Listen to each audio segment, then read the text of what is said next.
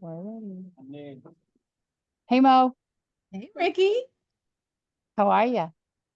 I'm well. I'm magical. How you doing? Good. Look at what we got here, Mo. We got all of our TNBC blesties, all of our people.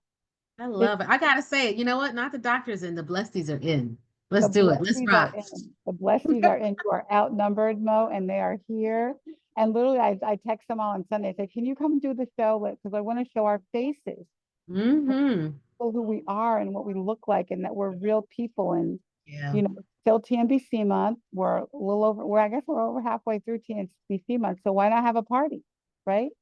I love it. Listen, I'm in good company. So I'm just a guest here. It's y'all world. So please tell us your stories. Tell us, show people what it looks like, what it means to live with breast cancer, to live and thrive with in spite of, right? And then to do the advocacy work that you're doing in the various ways that you're doing it. Because everyone's doing something a little bit different and interesting and Yeah. necessary. And it's also necessary. And Ricky, I'll say this one last thing is I remember when we were looking at it, when you started Touch, people were saying, well, why do we need more than one of this and one of that? Well, because there's so many different facets to us and to how we experience breast cancer and to the support that we need and to things that we address that of all of these organizations and all of these stories are so necessary. So I love it. Let's do it. Yeah, and I tried to, like, if you look at us, we're all ages, we're all stages, and some of us are still in treatment. So we got everybody here. So Toya, you start since you're a pro. I'm sorry. I'm Latoya, stage 3C, triple negative. Sorry, I think I need to turn the question. I'm sorry. I'm Latoya, stage 3C, triple negative breast cancer survivor, not diagnosed at age 36 and just celebrated 2 years of finishing treatment. And I'm here as a TNBC blesty. Yep. Tia, you go next. Hello, I'm Tia Tomlin Harris. I am based in Atlanta, Georgia. I'm a two-time overcomer of triple negative breast cancer. It'll be 10 years this year. I'll be celebrating 10 years this Really? year Okay, where's the from the party, initial girl? diagnosis. Yep, Gotta come to the party, girl, right? absolutely. Yep, we gotta have a party. Gotta have a party. Sin, you go next. Hello, I'm Cynthia Washington. I'm a two-time breast cancer survivor. The first cancer was DCIS, and the second one is TNBC, when I was diagnosed, it was stage 1, but by the time I had my surgery the next month, it was stage 2. I also found out that it was a grade 3 cancer cell, which made it the most aggressive, and I guess that's why it went from a stage 1 to a stage 2 so quickly. I'm a flatty right now. I've been flat since I had a failed reconstruction, but I got some changes coming up. And I'm based in Maryland, Prince George's County. New boobs on the way. I love it. New Right? boobs on the way. On the way. Deltra. Hey everyone, I am Deltra. I'm a 39-year-old stage 4 triple negative thriver, going on 6 years now, which is a huge deal.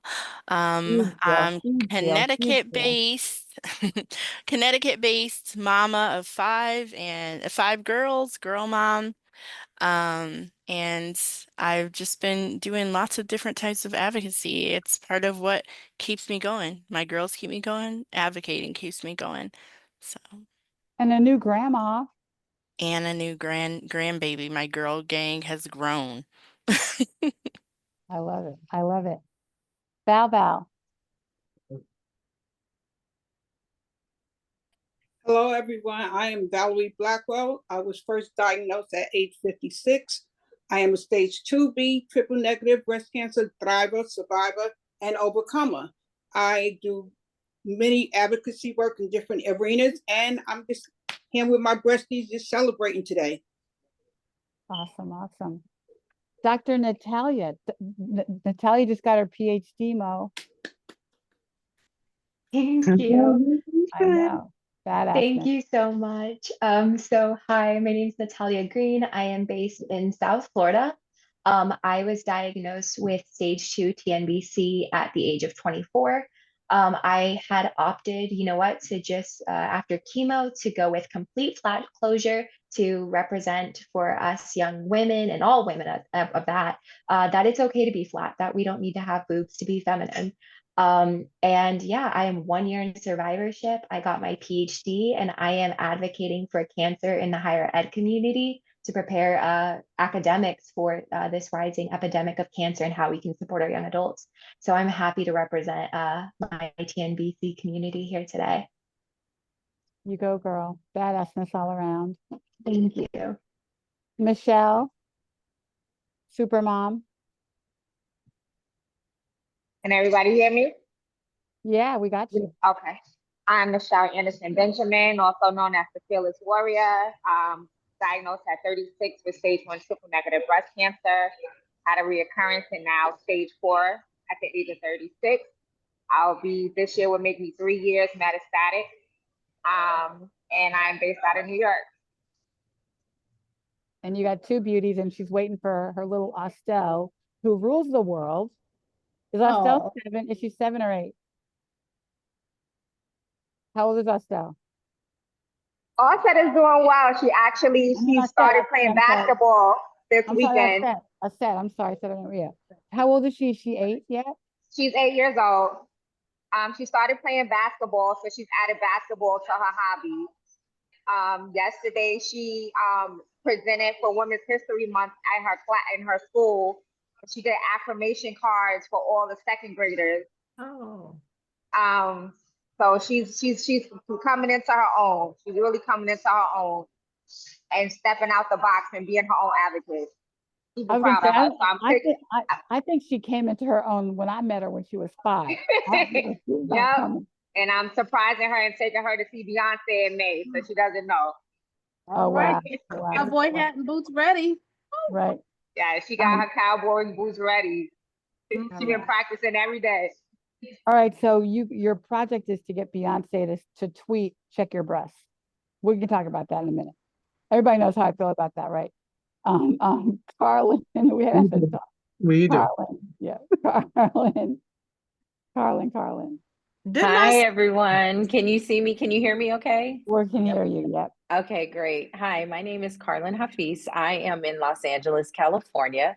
I was first diagnosed with triple negative breast cancer the first time in 2013. And the first time was stage 2B. And then the second time I was diagnosed with triple negative breast cancer with a small bit of estrogen. And that was in November of 2022, stage 1A.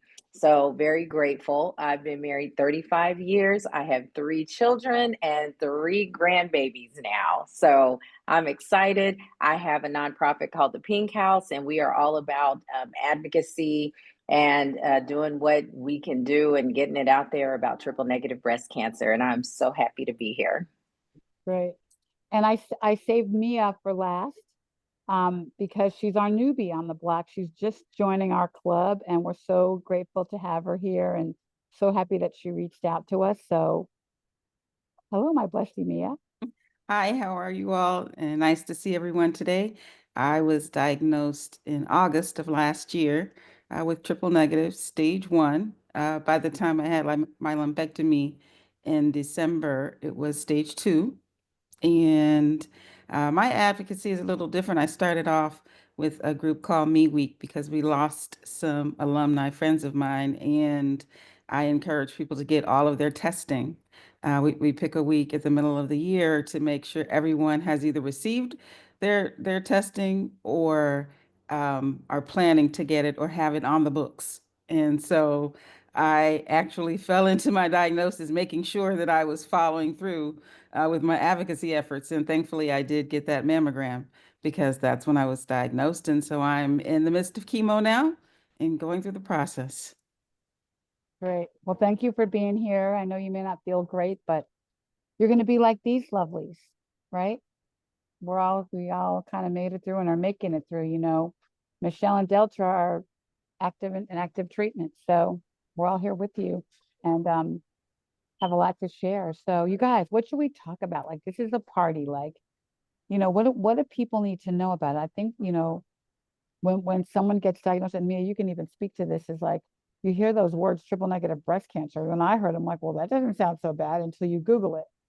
And then you find out like, oh my God, what's happening? And oh my God, I'm 24, like Natalia, you know, or like Ari at 19. And so what do we want people to know? What do you want to, if you could like just tell somebody what to expect, knowing what you know, wherever, whatever stage you're in, what would you tell them? Anybody want to go first? I'm telling them fight like hell. Fight like hell. That's Fight the like first hell. one. I mean, process whatever you need to process to accept the diagnosis, because I know it took me a while to accept that now I'm a patient. That was the hardest part for me. But and then after that, fight like hell, because your life depends on it. And with us having the most aggressive form of breast cancer, we have no options. And so I think the biggest takeaway from me is like when people say, "Oh, you're so strong," or "You're so brave," or "I don't know how you did it." It's like, what choice did I have? I have 3 little girls at the time that I was, 6, 4, and 1 when I was diagnosed. What other choice do I have? I can't die. Dying is not an option right now. Nobody's gonna take care of them like their mama and their daddy. So, but mama needs to be here. So fight Yeah, like it. fight like hell. Fight like a girl. Yeah, I would say to stay off Google. When I was first diagnosed with triple negative breast cancer, my doctor advised me to stay off Google. So I stayed off Google because when I went on Google, I thought I was going to die. But if I would give any advice, my advice was to be speak life into yourself, and to keep the faith. That's my advice. Great. I'd say Go ahead. Go ahead. I'd say connect and listen, because there is a lot of information out there. People like the Blesties here on the phone are sharing, and that's the best place to get the information. And with that, there is no such thing as TMI. I was talking to someone once who's a survivor, and she said, "Oh, well, maybe this is TMI if I tell you this." I said, "There's no such thing as TMI coming from someone who's experiencing it, because everything gives me a point of information that I can stay focused on, and also keeps me encouraged as well." Great. That's great. Just talking about it, right? Yeah.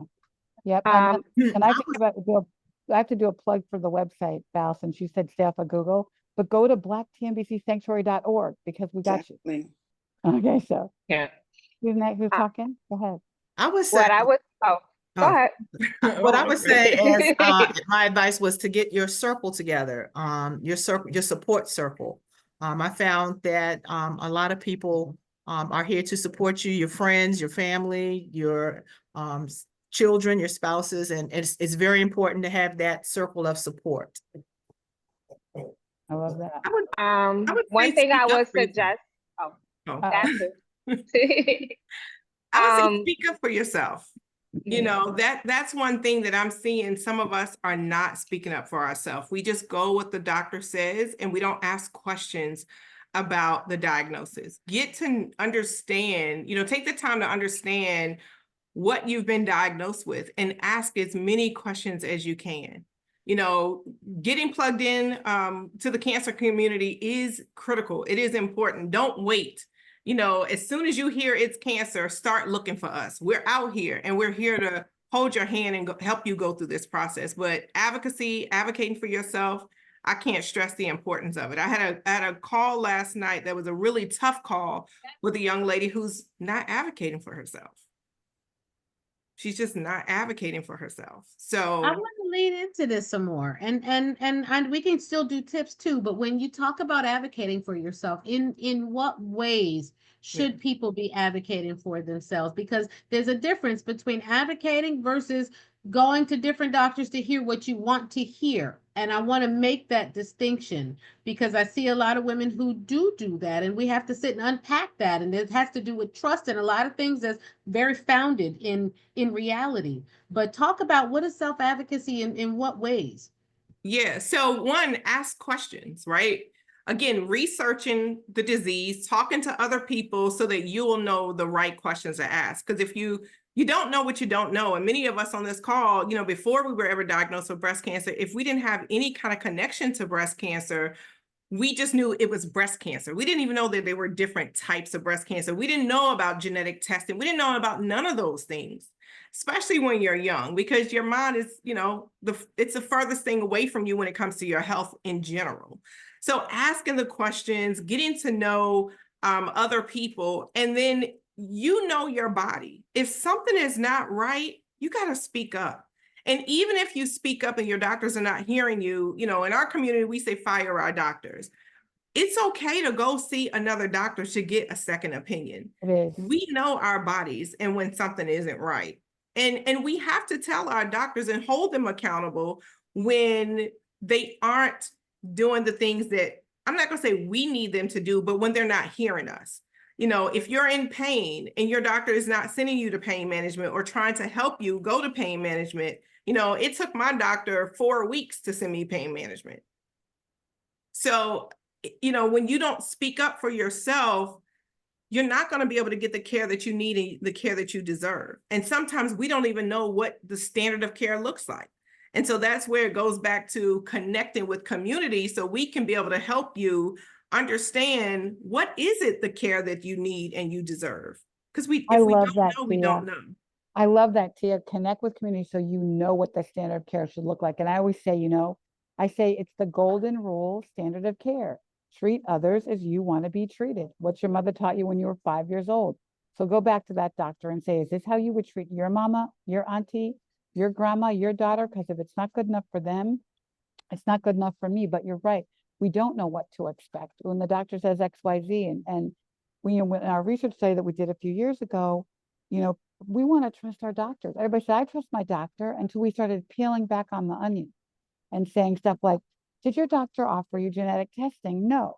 Did your doctor offer you genomic testing? No. Did your doctor give you, you know, mental health support? No. And like when you go down the list of all the things they don't give you, then wait a minute, maybe I shouldn't trust my doctor. They're not doing the right thing. So, but I think the way you learn that is by this community. And we're all here. We are all here. You see all these beautiful faces, and we're here for you. You know, and I think the blessed love thing is, I can't even describe it.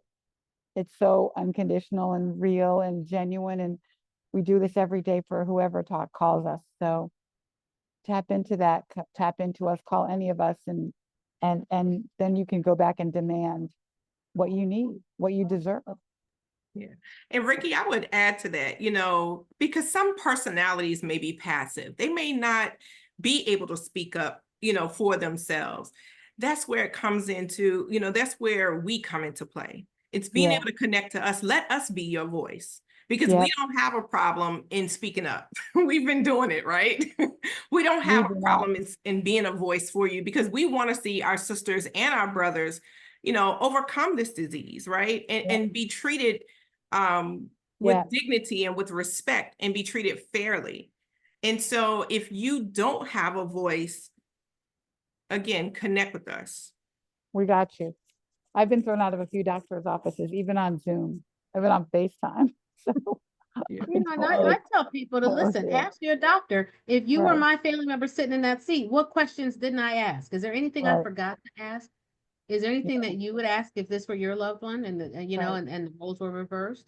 And see what they say. And it reminds people, especially doctors who are, you know, busy clinic schedules. I mean, I saw, you know, one morning earlier this week, I think I saw 5 new cancer patients, which is like unheard of. It's like the volume is just, you know. And so when you find a doctor who you're like, okay, I don't know if I can trust, I don't know if this person is really seeing me.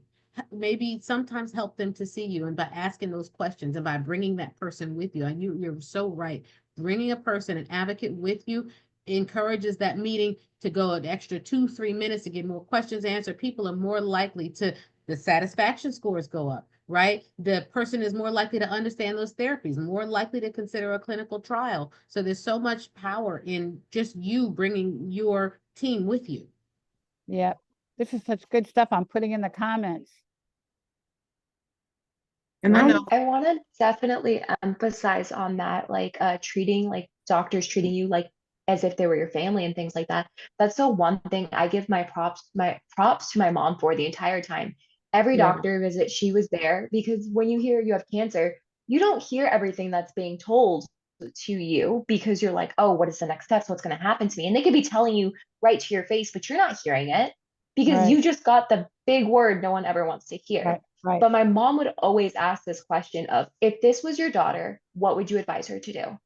And all of my doctors would stop and think for a moment, and you would see the sincerity and the clarity in their eyes when they're answering this, especially when they're giving you all these different choices and things like that. And it can get very confusing. But I also want to emphasize to treat yourself like you're not a stereotype, especially for the younger population, because they'll say, oh, well, in this case, based off this statistics and da da da da, you should do X, Y, Z. But some of us don't fit those statistics. Breast cancer at 24, at 19, at such young ages doesn't happen, but because we're not at the age to get a mammogram and things like that, we get treated differently. Yeah. And that overall impacts our healthcare and our livelihoods. So don't treat yourself like a statistic. Know that you're better than a statistic and be treated like an individual, not a number. Wow. Yeah, and I just want to also emphasize off of what Natalia said is going back to what originally, like, okay, yeah, staying off of Google. I do agree with that probably initially when you are really trying to just get your emotions together and really process it, because when you go online, you see the stats and it's not really, it doesn't look well. Frightening, frightening. Yeah, it's very frightening. And then especially when I know when I was looking online and listening, like you don't have sites like TNBC Sanctuary where there is a safe haven and things like that. So it may be better now, Ricky, where you can get it attached to, like, type in TNBC, it is the first thing that comes up, right? But one of the other things I want to, I would stress about that is sometimes it is, I feel as though you still have to do your own research, because if you're not following the latest guidelines or attending some of those symposiums, like in my case, I'm ER. I'm not following the latest immunotherapies or oncology. My specialty is emergency medicine. So when I found out that the oncologist that I fired withheld immunotherapy from my plan, I would have never learned about that until I had started researching and finding out things online. So you just have to be ready when you get to that point when you're ready and going to a reputable source, but also using places like TNBC Sanctuary as your safe haven. But okay to also challenge that physician if you feel as though something is not right. And I clearly knew something wasn't right because immunotherapy wasn't even talked about. And when I asked the physician why he didn't prescribe that to me, it was just a very nonchalant response. And it was like, oh, it wasn't on my checklist.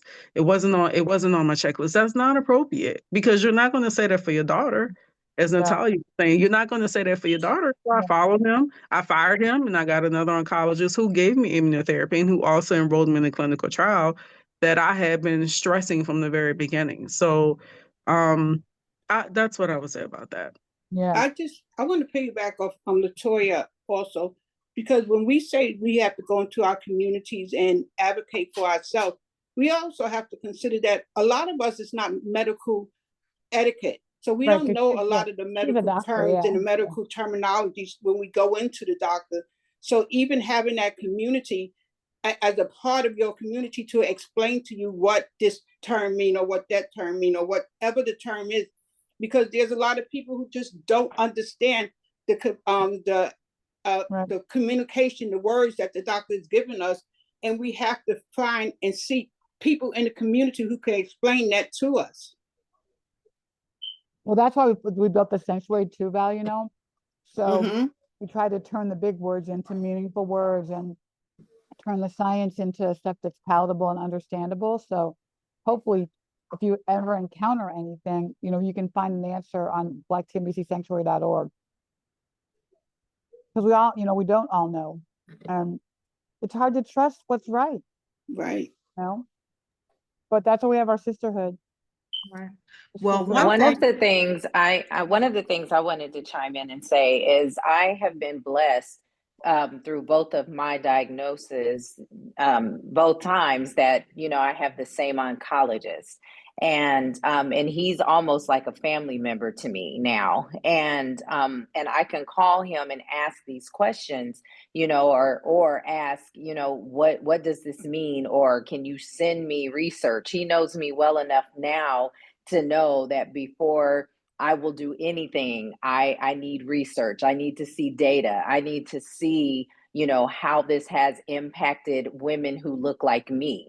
And as we know, there's not a lot of us in clinical trials. Well, now there's beginning to be, thank you, Ricky, that more and more women of color are now starting to be asked and entering into clinical trials. So I think that, again, in my situation, having the relationship with my doctor, who also sits on my board, is something that I definitely, it's a blessing. And I have taken others who have been newly diagnosed to him as well, to talk about, ask those questions and things that they may not have understood when they had the conversation with their doctors. And now they can go back to their doctors more informed, and they have a plan of action of how they, the questions that they want to ask, and they're asking for numbers, and they're, they feel more empowered now to have a conversation with their doctors, and feel like they actually have a seat at the table. And I think that's very important, is to have a seat at the table and know at the end of the day, you are the driver, because it is your body. It is you who's going to have to undergo treatment, surgery, and living with this dis-ease for the rest of your life, So I think it's very important. Absolutely. Yeah, that's very important. I think that's I what we have also, now oh, too, I, go ahead, go ahead. I also agree. I have a really great relationship with my doctor. I've had him since the very beginning. But one of the things that I do and we have conversations about is him having those conversations with his peers, being able to, the relationship he and I have, when my cancer came back and it was stage 4, he already knew that appointment for that conversation, he needed to come with resources in play, because I was coming with resources already. So it was a business meeting, not just oh my God, why is this happening? But he understood that Michelle's coming prepared, so I need to be prepared as well. But in the relationship, he's also been open to hearing, this is not how every patient is being treated. And unfortunately, that's not okay, right? We can't continue to think that type of behavior is okay. So the same way you and I have this great relationship, you need to speak to your colleagues and let them know that the patients that they have are people, just like them. And it's important that they treat them like people. They're not just a number. And also how building a better relationship with patients builds a better relationship overall. It builds quality of care. The patient wants to come back. The patient shows up for their appointments. It becomes a working relationship where both parties are showing up for themselves. So it's a win-win for everyone. Yeah. When patients feel accepted and feel loved. Yeah, that's so good. And you know what? If you don't have a great relationship with your doctor, we have an incredible medical advisory board that Mo leads. And we have another board that just helped us build Black TNBC Sanctuary. And we will find you a doctor. I will call somebody at 4 a.m. I don't really care. We will always, and we have our navigators on deck all the time. So if you don't feel like you're getting good care, we can help you. Reach out to us, and we'll find you a doctor that you can talk to, or at least get some advice from, to go back to your doctor or help you find somewhere you live. But that's one of the things that we do. And, Val and Dean are on deck 24/7 to talk about what you're dealing with and help you figure out even how to talk to your doctor about it if you want to do that. But our medical advisory board is some badass Black women, right, Mo? And they are just like, know their stuff. And Mo knows I call them all the time. Well, and the nice thing is that we're from all across the country, Yes, right? yes, All different right. walks of practice. Right. Some are in private practice, some of us are community hospitals, some of us are academics. And so you can get that perspective. Some of us engage in research, I think that it's so nice to be able to call on folks who look like you, right? To say, listen, I need a consult because the doctors in your area, less than 2% of oncologists are Black. Let's be honest. But when you got a board of all of us that we can all weigh and say, girl, did she think about this? Da, da, da. Well, let me call my person that I know in that area, and so your network has just expanded, not just to your breasties and your colleagues, but now to a whole medical right, connection of folks who have your best interest at heart because they see you. Yeah. right. Yeah, we will help you at that. And can I say something? Yeah, Don't shoot me for this. Don't shoot them. Don't shoot me. never, never, never. So I just want to say that I don't want anybody to get the picture as if you don't have an oncologist or a doctor who doesn't look exactly like you, that they're not going to provide you with the best optimal care. Because That's right. that, That's right, I right, don't want people to think that, if right, you have a provider who looks different, that they mean, right. because that's not true, because you have providers in all different skin tones and genders or whatever backgrounds, who treat every single patient as if a family member. Um, and I Right. think you just have to trust your gut and just but if you feel something isn't right, then of course, but you can be treated by anyone of any background in their specialty that you need. It's just about actually the clinician. It's just actually about the provider. Like, do they actually care about their patients? Because, I can honestly say that I treat patients of all different colors. And I don't treat one group of patients better than others. I treat Right. them all as if I would want my family to be treated. So I just wanted to kind of say that as a disclaimer, like, Yeah, don't think that, oh, if I gotta have a Black oncologist or I gotta have a Black surgeon or whatever it may be. You just really have to really just, like, research that physician, ask for resources and referrals or whatnot. But you always just kind of always trust your gut too. So yeah. I just wanted to say that. I wish we had enough Black doctors for everybody to have one, but we don't. The reality is that we don't. What are the numbers, Mo, about Black doctors? Oh gosh, less than 2%, Less than right? 2%.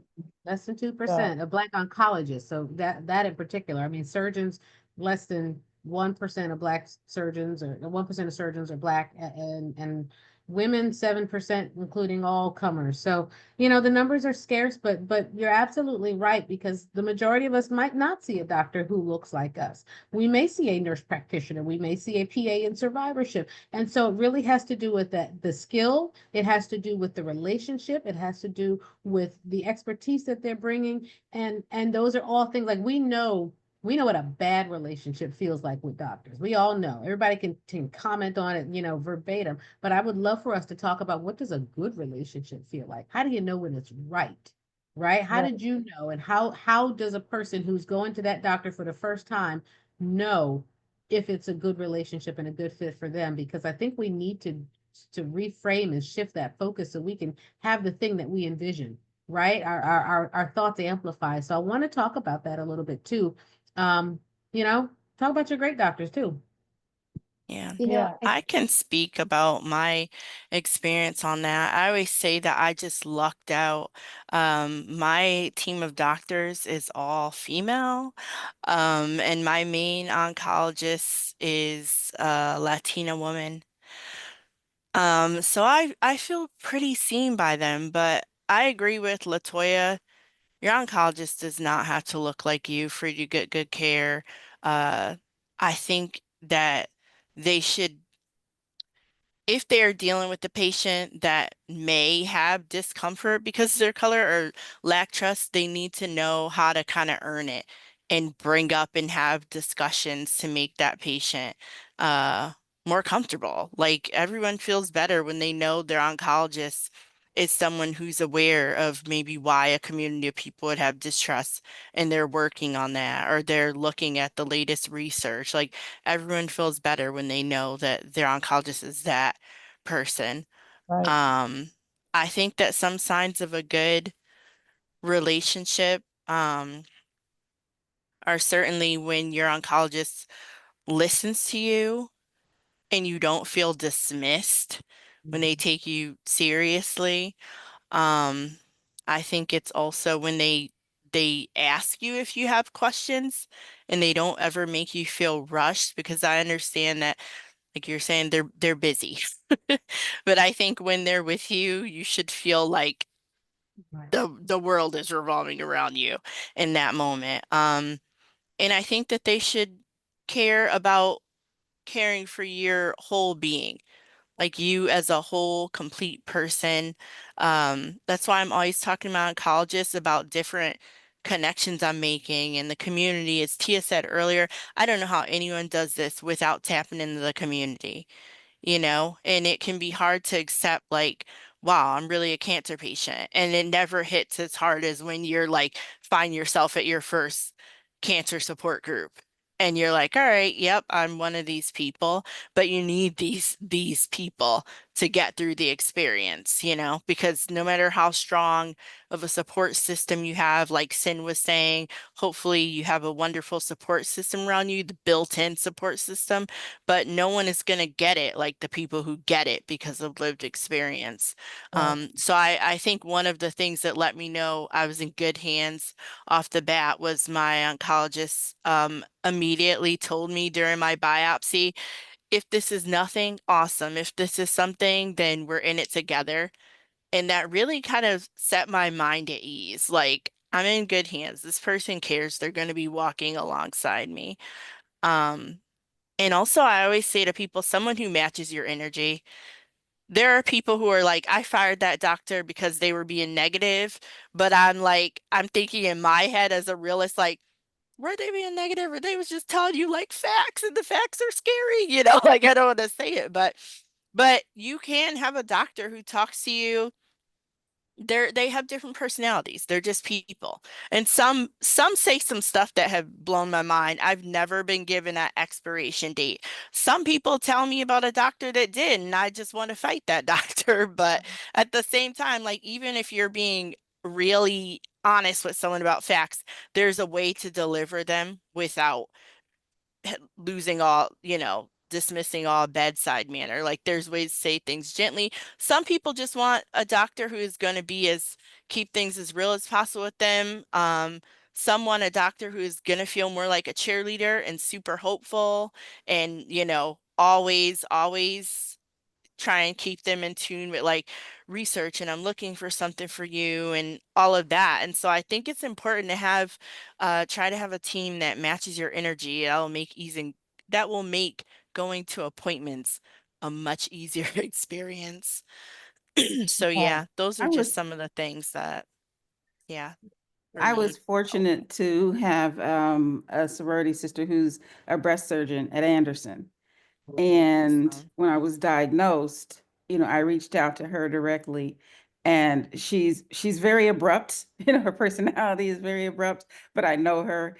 But at the same time, it was very helpful to have someone who would answer my questions deliberately, and also, but I know there was care and concern, and I did not feel rushed. I think you mentioned it earlier too, that difference between feeling the urgency of the matter because we know it's critical to get care, but then feeling rushed into making decisions.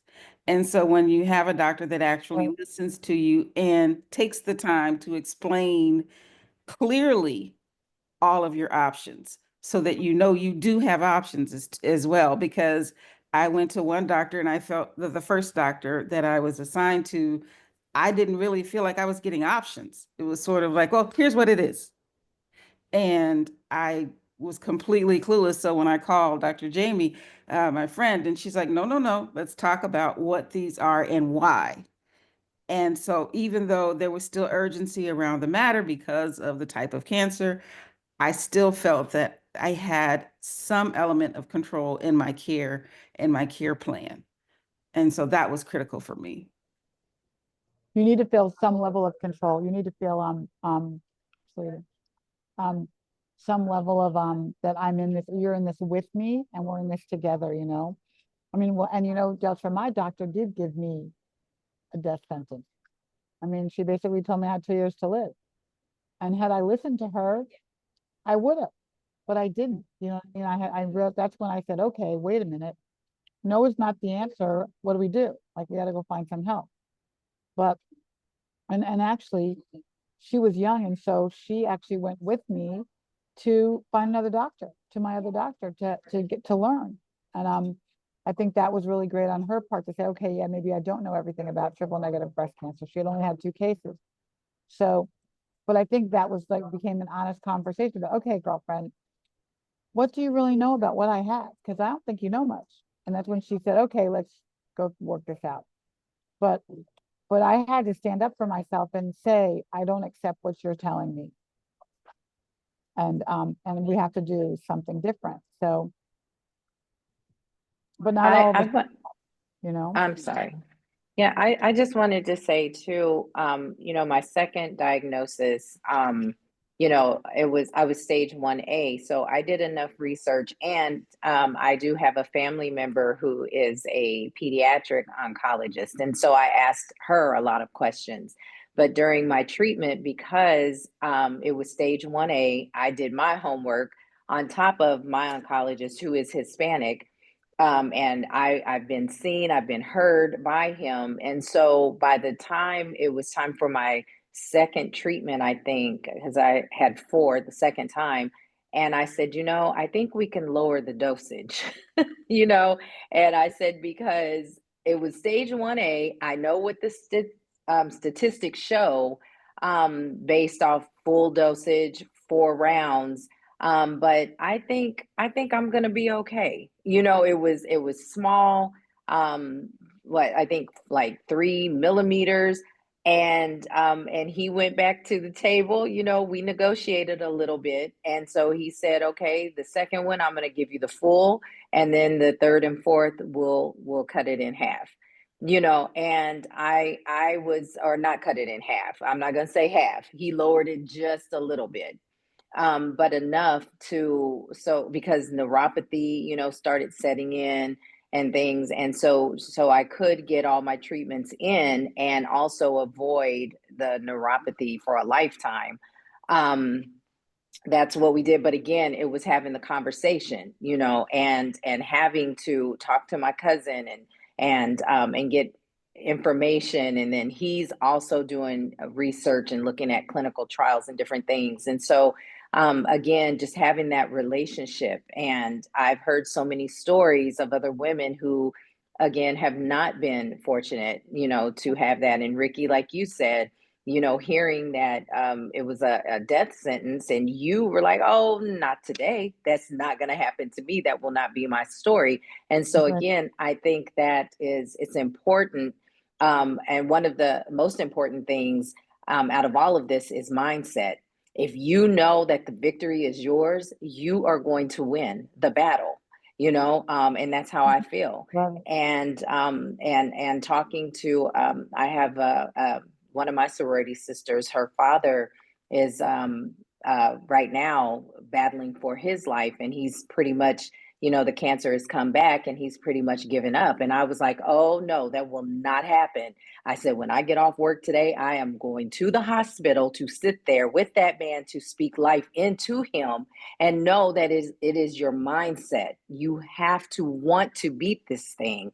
And if not, if you give up, then that's, I feel like that's what's going to happen. So mindset is so important. Yeah. What'd you say, Carlin? If you know that the victory is yours, I'm typing it. Yes, if the victory is yours, you have won the battle.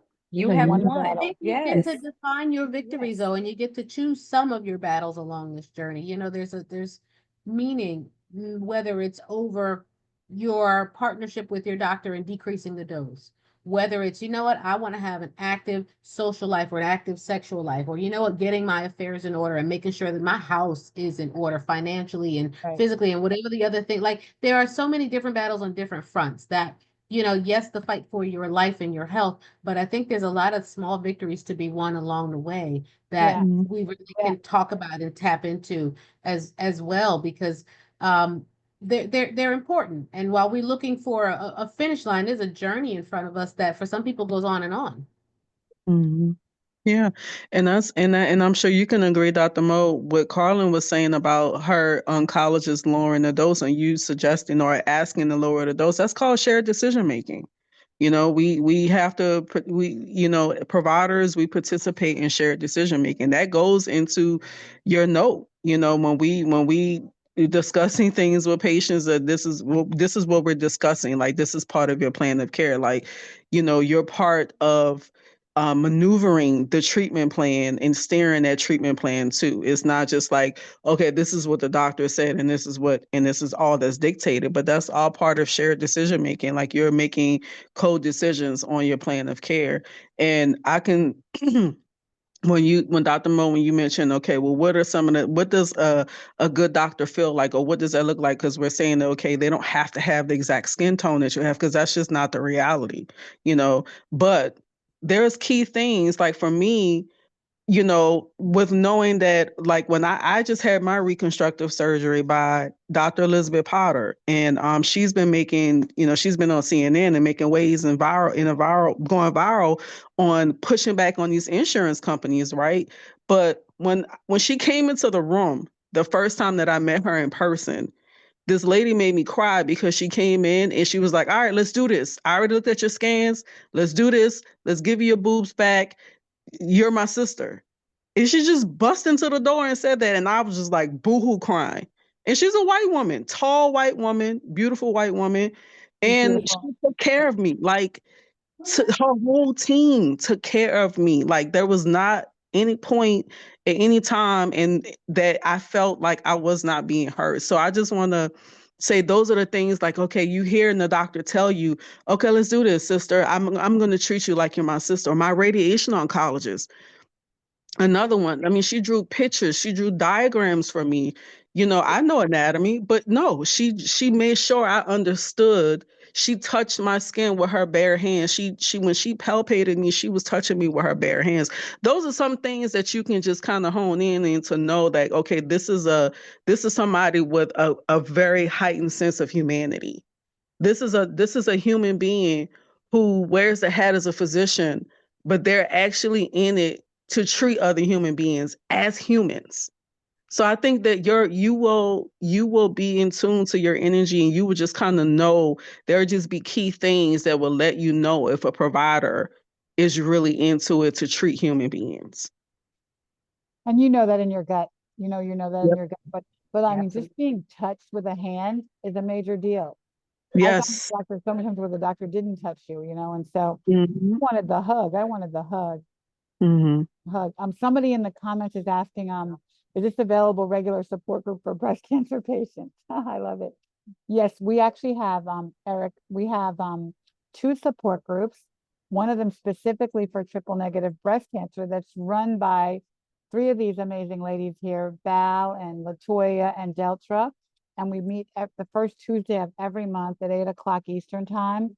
And I'll put that, if you put your email address in the comments, or just email me, email Ricky, RICKI at touchbbca.org, and we'll get you on that list. And then we have a support group the first Saturday every month, where we talk to anyone with breast cancer. And, it's a pretty rigorous, could be hour and a half. We start with an hour and we keep on going of just whatever was on anybody's mind. So please join our support groups. We're here for you.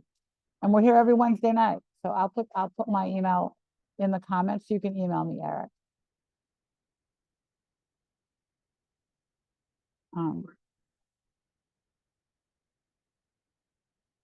So you guys, I'm gonna have to run for my flight in a few minutes. They just announced it. So any last words? Any last words? I mean, you guys Yeah. are like just I so would like to brave, say so something. strong, so brave, so strong, and so fearless.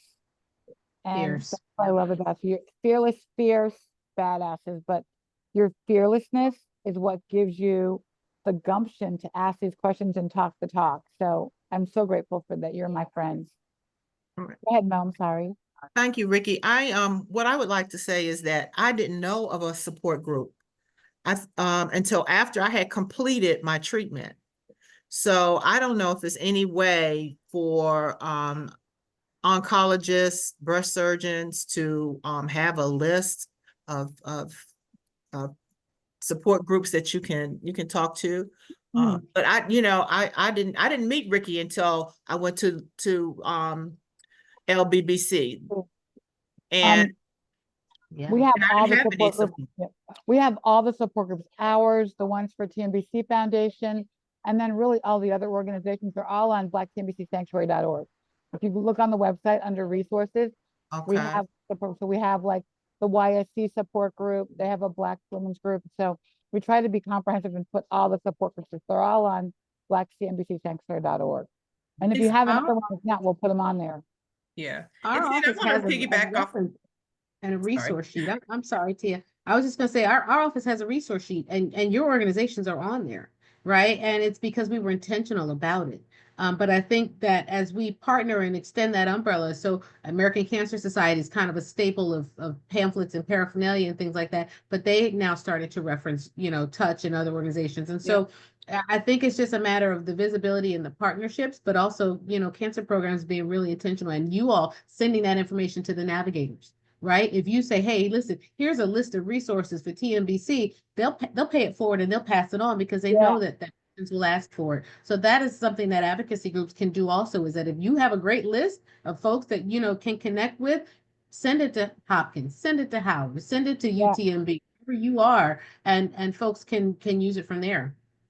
And I I just, just, I just sent Ricky a list of all, about Yes. maybe about like 15, 20 That's gonna services. go up by Friday, Val. She sent a list of places that will give financial support. that's So what I that's was, on the site by Friday. So right, she- that's what I was just gonna ask about, Yeah, Ricky. we got that. Yeah, Val found a great, we had a bunch up there, but Val found another list that we didn't have some of them on there, so we're gonna refresh. Oh, We'll get okay. 'Cause them a lot up of there in a people few days. come and they said, well, what about, I'm impacted financially also. So I was wondering about that. So that's good. Yeah, we're trying to cover all the bases, but that's why we tried to make the sanctuary site have everything, the Wikipedia of everything we're dealing with. So, and if you guys, we're gonna reiterate it. I mean, we're gonna go to step 2 soon and relaunch, not relaunch, but add to it. So if you guys have anything that you think is missing that we could add that will embellish it or provide information, bring it and we will put it on there. So One thing I Yeah. wanted to Yeah. piggyback off of what Sam was saying, when I was diagnosed, I was under the age of 40 here in Atlanta, Georgia. And when I was going out, I was going to support groups, but nobody looked like me, Like me. And so I started my own thing, right? Because it was necessary.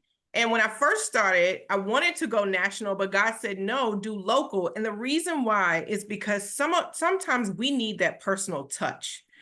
It's great having a virtual space, but sometimes that's not enough. We need somebody to come literally to my home, sit with me and let me cry on your shoulder, right? And so don't be afraid if you don't have those resources and you don't have that support in your community, don't be afraid to start something. You can be an extension of the organizations that are represented here. You can reach out to Ricky, say, hey, Ricky, do you have resources that you can send to me that I can share with my community? Because some women do just need to get together. They need that safe space to just vent, to share, and to hold and touch each other. So, don't be afraid. That's what I would say. Just don't be afraid to you be that person. Sometimes we're called to be that person. Yeah. Tia, I agree with you because even for myself, even being part of the larger part of the advocacy group, I also go into my community and inside the churches. I am a minister inside the churches. So I go inside churches and my community, giving out information on breast cancer. I go to events where Black people, young African-American women are. I go to poetry events with they are Christian poetry. I am in my community. I go to basketball games because I am out there every day advocating for our Black women and others. Yeah. And here's the thing. You don't have to start a nonprofit to do that. Right. No, exactly. I think we have too many nonprofits. But you don't have to have a nonprofit to do this work. Again, reaching out to Ricky, she's a national organization, reaching out to My Style Matters, reaching out to the different organizations that do exist. Carlin, you have an organization, reaching out to these different community organizations to be able to get some of the resources to share within your space, because now you become an extension of us, right? You just help to amplify the work that we're all trying to do. Yes, And and that's why we Tia, have thank Belong. you. That's why we have Belong. You know, we started Belong because, you know, if you go on Facebook to our Belong group, just do Belong, you'll see where we try to help people start stuff or help people have content. And you know, we have a webinar every Yeah. month. That's something that you want to know about the science or whatever we talk about. So, you know, come to our Belong and we'll help you get started. Yeah, And Tia, if and you thank had- you, Tia, for saying Yeah, that thank too, you. Yeah. because you're absolutely right. absolutely. I was doing meetings virtually, and now I have met so many women here in Los Angeles who look like Right. me, who Right. now want to come together to hold each other, to talk to one another, laugh, cry, all of that. So, and that human touch is so important when we're going through this. Yes. I All right, you appreciate you guys. saying that, Tia, because also for my organization, we're the Cancer College Alliance, there was no one in college that I could find that was going through these same battles I was going to. But now that we've started this, even though we're small, we're mighty, we're connecting with people, and we're going to start expanding to Yeah. college campuses where people are connecting with each other physically, not just virtually, because physical touch is everything. So important. Yeah, I put your website on in the comments. Thank So people you. have it. And I'm gonna run. But Bo, say your line. You want thank you so much, you guys, for coming today. Rusty Well done. Love. All right, I was on mute. We know it's Yeah. been relatable, reliable, and real. That's what we Yeah. do every Wednesday night here on Black Doctor. We're bringing it the real science, the real people, the real narratives, the real stories, the real truths, right? Real Real hope and truth. promise and Real truth. opportunity. So we're from real people, real folks like us. So we're Yeah. just grateful that y'all watch. We're grateful that you share it with your networks. We hope you join us next Wednesday. Bring your ideas, your solutions. We want to know if there's something that we haven't done that you want to see. We want to know about it. And that's, you know, that's it. Yep. Next week, we're going to talk about quadruple negative breast cancer. Ooh. I'm going to be in South Africa with Dr. Clayton and Dr. Melissa, and they're doing some research on that. So get ready for that one. But Have I'll a see safe you. flight. Thank you so much, you guys. I love Take you care, all so much. everybody. Love you All too. right, Bye. everybody. Bless you, Bye love. bye. Bless you, love. Yep. Take Bye. care. Love you, Mo. Bye, Love you. everyone. Safe Bye. travels, Ricky. Thank Bye. you. Bye, Tia. Bye.